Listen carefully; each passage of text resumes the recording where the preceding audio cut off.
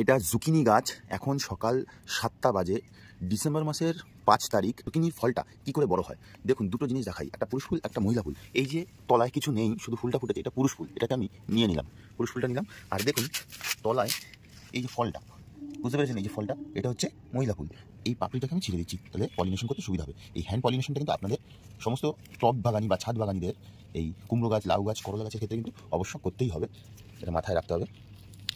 তো এইবার আমি কি করব, এই যে দেখুন এইটা, ওটার মধ্যে আমি টাচ করিয়ে দেবো।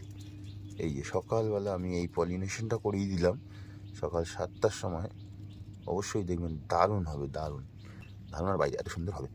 তো এবার আমি এটাকে চাপিয়ে রাখবো। কী করে চাপিয়ে রাখবো সেটাও দেখাচ্ছি। এভাবে বন্ধ করে দেবো, যাতে অন্য কেউ এই পলিনেশনটা নষ্ট করতে না পারে, ঘন্টাখানেক বাদে। ঠিক আছে? তাহলে কিন্তু আপনারা অনেক ফল পাবেন এরকম, আর বড় সাইজের ফল পাবেন। ধন্যবাদ সবাইকে।